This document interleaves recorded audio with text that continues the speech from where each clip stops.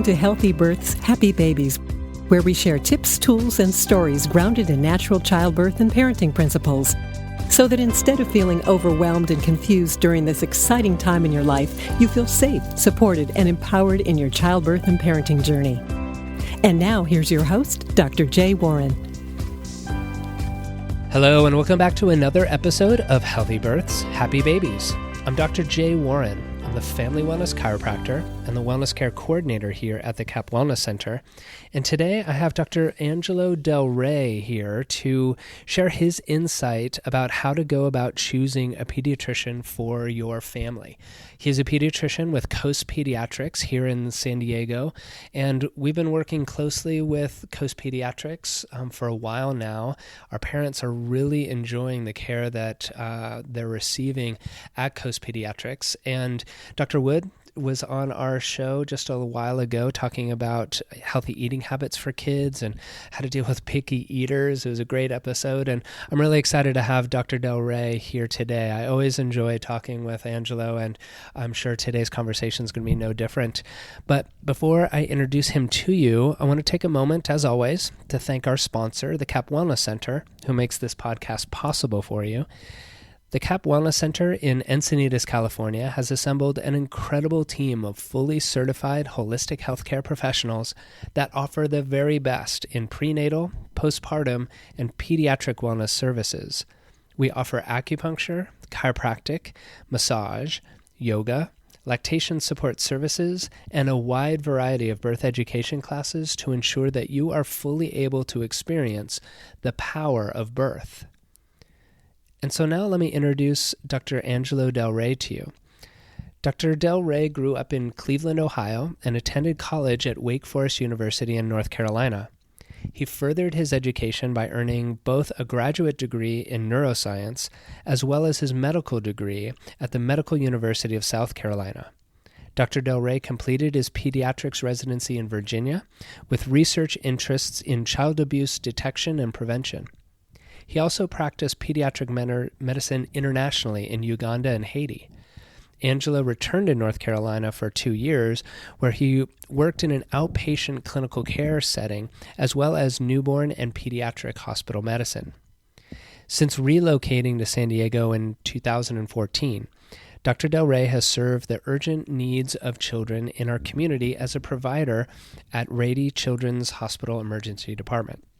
In 2015, he decided to join the medical office at Coast Pediatrics in Carmel Valley, where he now works full-time. Angelo considers it a privilege caring for acutely ill children, but he also has interest in newborn wellness and childhood injury prevention. He's looking forward to continuing to serve our community by building relationships with families and helping them stay happy and healthy. See, happy and healthy. He's a perfect fit for this podcast, right? So with no further ado, let me welcome Dr. Angelo Del Re.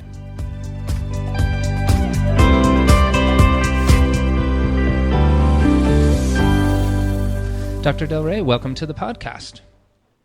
Thank you. Thanks for having me this morning. Yeah, well, I'm excited to have you on because we've known each other for a while now, and we at CAP Wellness Center have been, really excited about what you're doing at Coast Pediatrics here in San Diego. You guys are doing kind of a different model of things that parents are really responding to, and so one, I want to thank you for what you're doing and how you're doing it there at Coast Pediatrics, as well as taking the time today to kind of share your wisdom to help our parents even more. Well, thanks. I appreciate that. We're pretty excited about the way things are going here too, and the privilege to be on the show this morning. Great.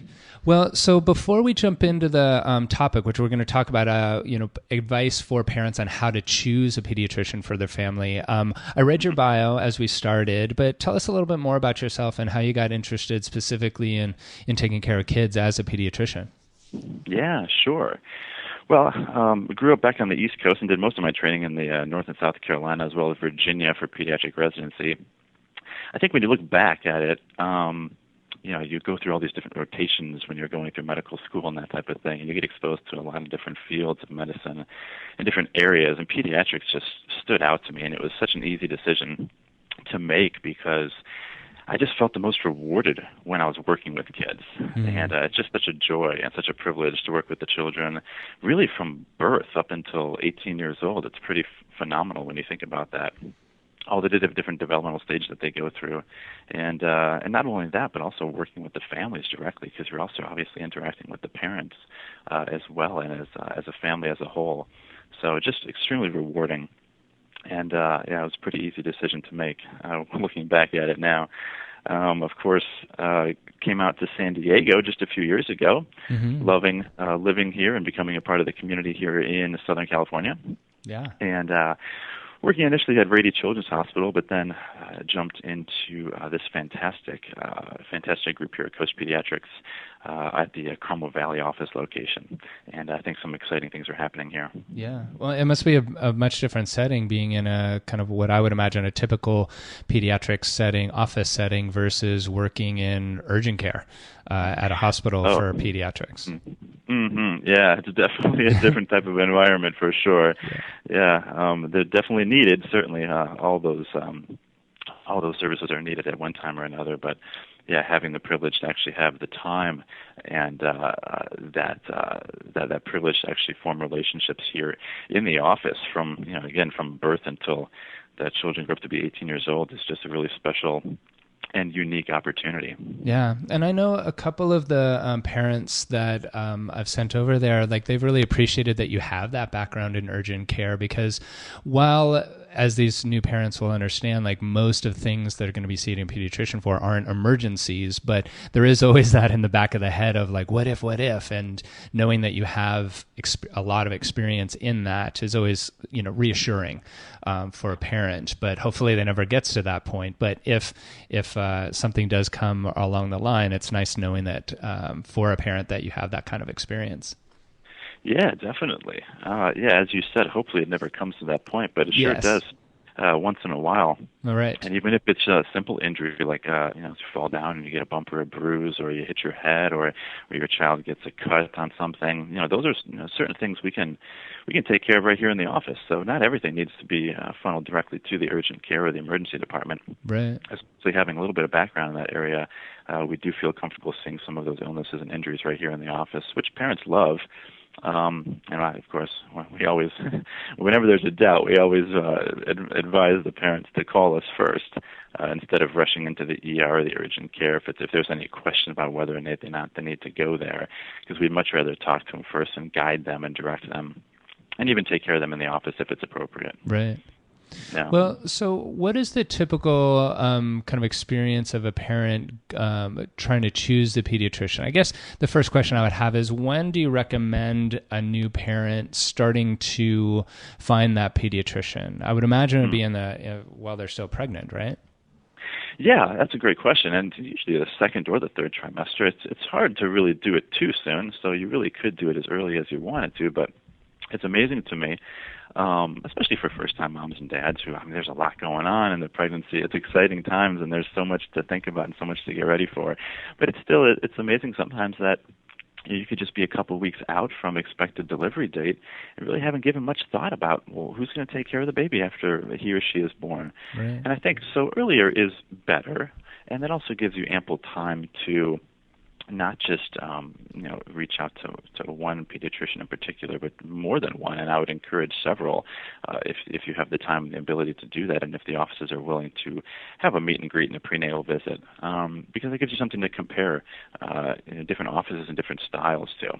Right. And so I think any time in the second or third trimester is appropriate. And the earlier the better.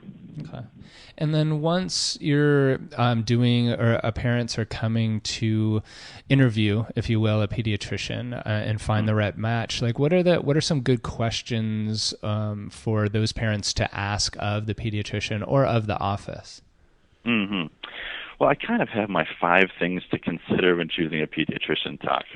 And I figure once you go past 5, if you can't count them all on one hand, it's probably not going to be that memorable. You're not going to be able to take it home and really utilize it. So I think 5 is plenty to think about. But the number one thing is a relationship. And I think I like to really encourage expecting moms, expecting dads, especially if it's your firstborn, to really sit down and get a few minutes to meet with a pediatrician, in the office and really focus primarily on relationship first, meaning, is this somebody that you can connect with? And is this somebody that you feel like you can talk to and somebody that is going to listen to you? Somebody that's going to take some time and go the extra mile for you when you need them? And are they available in time of need to be approachable and to actually get a hold of when you need them? So I think the relationship aspect of it is often maybe overlooked, especially in nowadays. Here at Coast Pediatrics, at least, and I'm sure other places are like this as well, but it's not as common, I don't feel, to have that relationship with the physician like it may have been 30, 40, 50 years ago. And there's a lot of different reasons for that, and some of it is volume, and everybody's in a hurry sometimes, and sometimes physicians are obviously very busy and don't always have the time to sit down and talk as much as they might want to. But I think that's important, and we try to strive for that here. And I think that relationship is extremely important because, again, I can't stress this enough. It's really incredible how you can really become a child's physician from day one, the very first day that they're born, all the way till they basically reach adulthood at 18 years. It's quite a long journey, and it's an enjoyable journey, and it should be something that's both rewarding to the physician and the family, as well as the child. And so that aspect of relationship, I think, is extremely important and shouldn't be overlooked. Yeah, I agree with you. I'm sorry to interrupt you, but I have to say, like, that's what the most people say when we send to you, is that you actually do take the time to, ask them about themselves and how they'd like to parent and how they'd like the child's health to be. And that's making all the difference in it. And then also, like, the parents that are switching pediatricians, they haven't been happy at their place there. I think that's something that maybe wasn't really addressed when they were choosing that pediatrician first. They just kind of went to whoever is close or in their network or whatever it might have been. And that a pediatrician takes the time to actually have that kind of relationship type of conversation, I think is really important.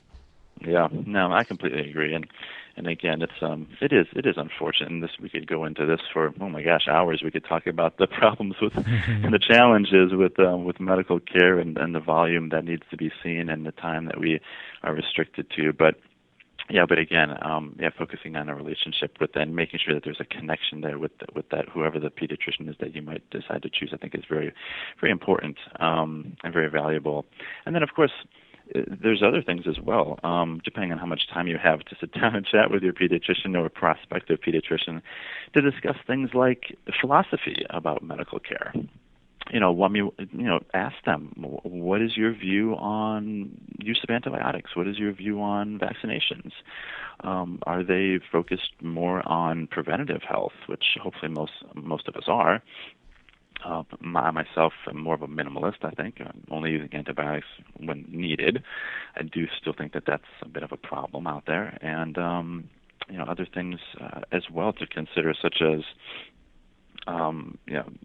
vaccination viewpoints. I mean, practically speaking, there's just a lot of different views out there, and I think it's important from the very get-go that everybody's open and honest with each other from both sides about, what's expected or what's anticipated before a baby is born. That way, because the last thing you want to do is to have to change a pediatrician after the baby is born. If there's any sort of, if both sides aren't really, I guess, seeing eye to eye on certain issues. So I think that's important.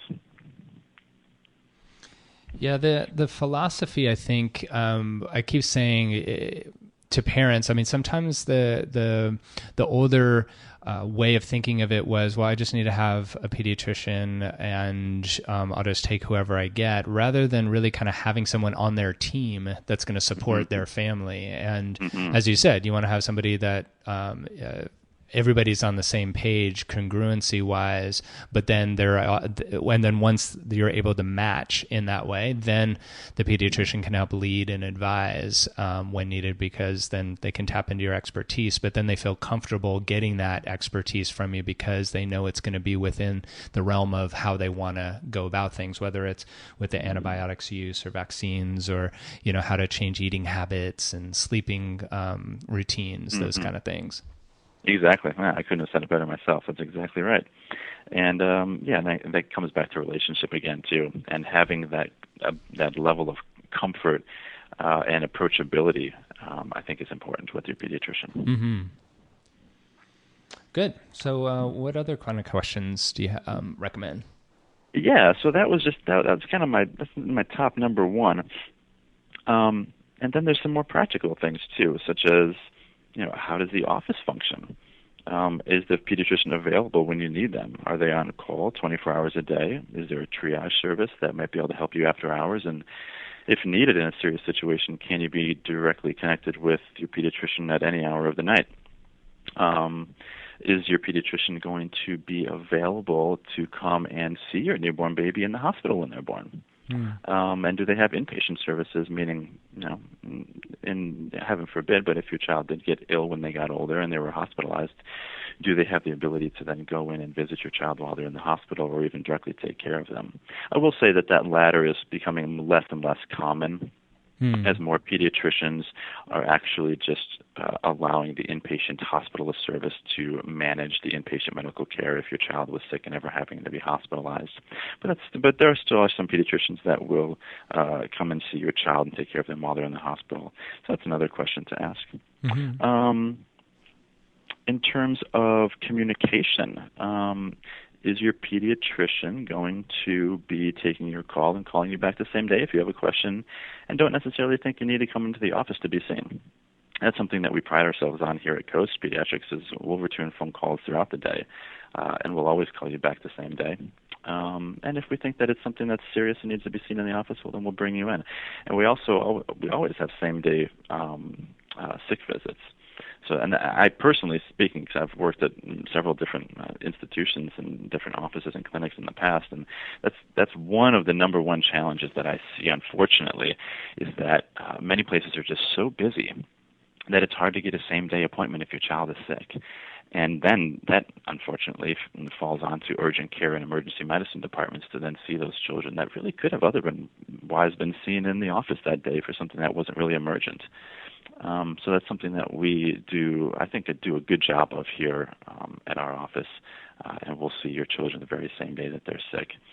So that'd be also a very good question to sort of feel out and ask the pediatrician to get a feel for how easily that is attainable in such a situation. All right, good advice. And that's something that will then again be like reassuring to the parents, knowing like, okay, if something happens, I know they're available, rather than having that question mark in the back of their minds.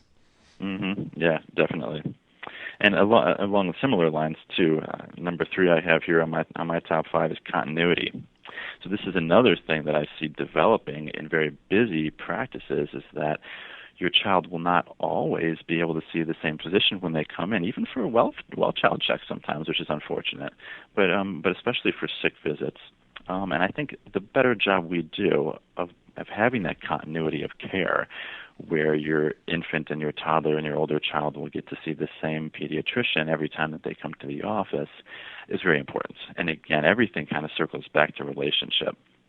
And I think that that's unfortunately something that as a field in generalist general pediatrics as a field in general is not always the best at achieving that level of continuity for a lot of different reasons, but it's something that we pride ourselves on here, and we really highly value that relationship aspect and that continuity of care. And I think the parents do as well, which is just more rewarding. Right. Well, and it's something where if a family's in a pediatrician's office that's just very huge, and I hear this complaint all the time with my patients, is that the security around that was, okay, there's lots of doctors should something happen, but ongoingly the frustration is, well, I see somebody different every time, and I have to kind of repeat the story over and over and over again, and then the bigger picture gets lost. And I think something that the patients that have been working with you guys really appreciate is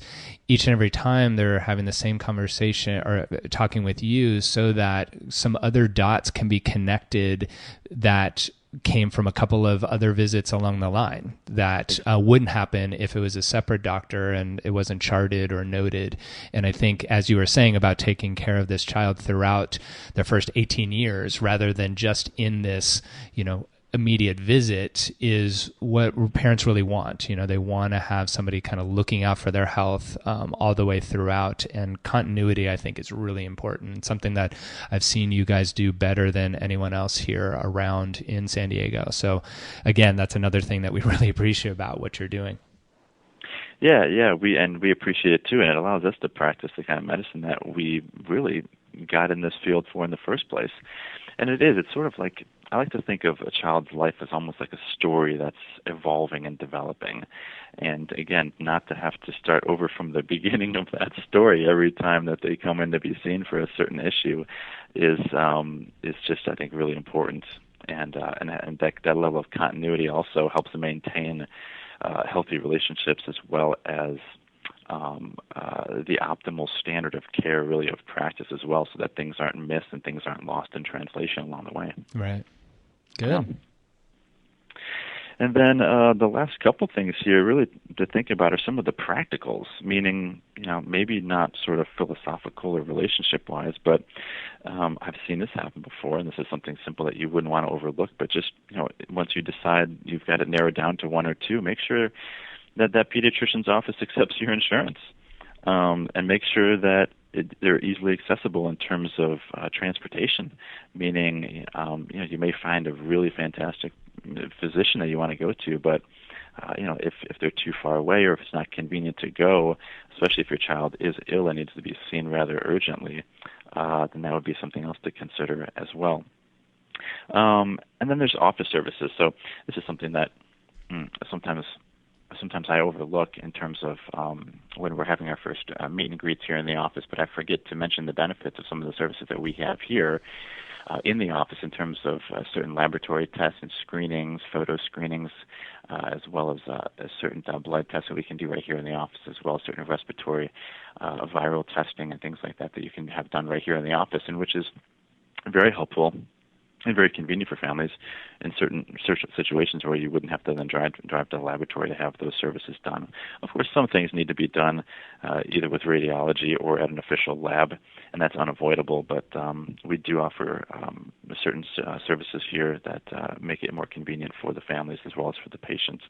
And that also extends not only to testing, but to procedures, anything from, of course, cryotherapy to freezing off warts to laceration repairs, and the like, as well as some certain splinting in terms of certain sprains and certain bony injuries that we can handle as well as right here in the office.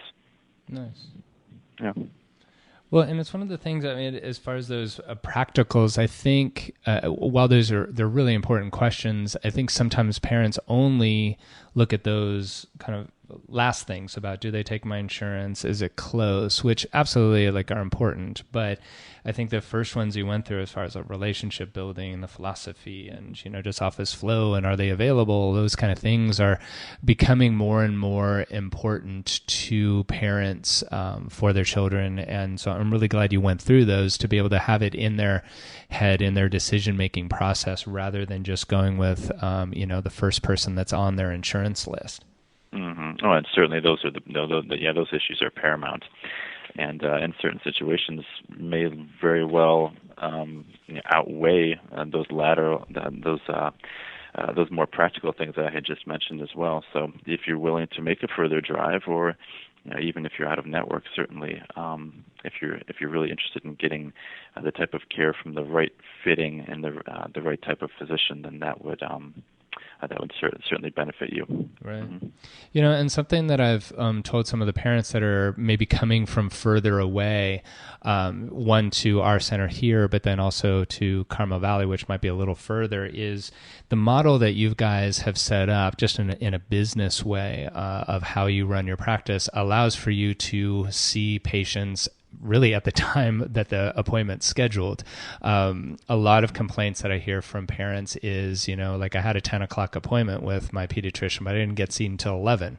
And so while the office might have been really close to them, it took a long time for it. Yeah. Whereas the way that you've set things up and the commitment that you have to the relationship and to being available and is really set up so that even though they might be driving a little further, you're being seen at the time of the appointment. And, with as busy as people are, as well as, possibly stressed because their kid's not feeling well, I think that makes a huge difference as well.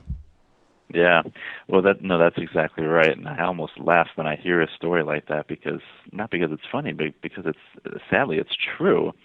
Appointment times are very poorly adhered to, and like you said, sometimes you could even be on time and still have to wait an hour. And there are reasons for that, but here we sometimes joke around that the waiting room is hardly ever used. It really is kind of a waste of space because no one's ever waiting in our waiting room, because we do take it seriously and we do respect the patients and their families' time, and we adhere very very strictly and very closely as possible to the appointment times.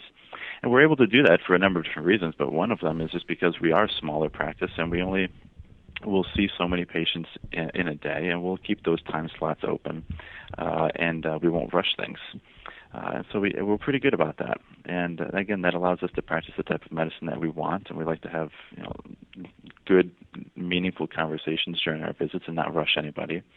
And we don't want anybody leaving the office without their questions answered either.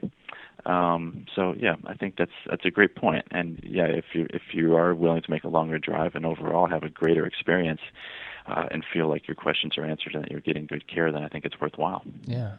Well, in our last couple minutes here, tell our listeners how they can get in touch with you. I mean, obviously, our podcast has gone, nationally and internationally. But if they want to learn more about your style of practice, or if they are local here in San Diego and want to pursue things, how's the best way for them to do that? Well, I think the easiest thing is just to go online and go to our website at www.coastpediatrics.com. And it's actually really kind of a great website, and there are some interactive things on there and tons of information where you can read about certainly certain literature and some of the latest findings and certain theories and philosophies on medical care and medical treatments. As well as if you are local, you could go on there and read about our bios, the three of us. There's myself as well as Dr. Leanne and Dr. Wood. And you can read all about our practice and the way that we run the office and all those good things. Of course, you could always call as well, 858-755-7337, if you want to speak to somebody directly. Great. And I'll make sure to include those links and that information in the show notes that's in iTunes, and for the listeners listening on our website, we'll have those links as well. So thank you for that, and thank you for this information. I think it's a really important list for parents to have. Coming from a pediatrician, it's even more important to know what really to look for, and I appreciate you taking the time to do so. And the last question I wanted to ask you is, for the moms or the new parents that are listening, what's the major kind of take home you'd like to leave them with, or any words of advice or encouragement that you might have for them before we wrap up? Yeah, sure. Well, no, I really appreciate you having me again, and thank you for it.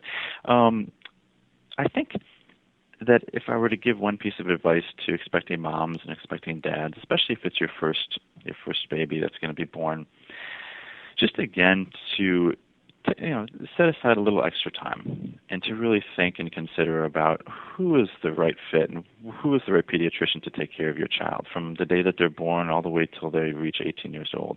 It's a journey, and it should be an enjoyable journey, an enjoyable experience, and it should be a relationship that's formed that's mutually beneficial to all parties involved. And it's somebody that you should be able to trust. So talk to your friends, talk to your family, even talk to your OBGYN or anybody else that's taking care of you prenatally. See what their recommendations are. Go online, read reviews, and check out different websites. And if you can, I know not all offices may not be able to accommodate this, but if they are willing to meet you for a meet and greet or a prenatal visit, go ahead and take advantage of that opportunity before you get too close to your delivery date. That way it gives you a lot of time to think about things and consider your options. Yeah.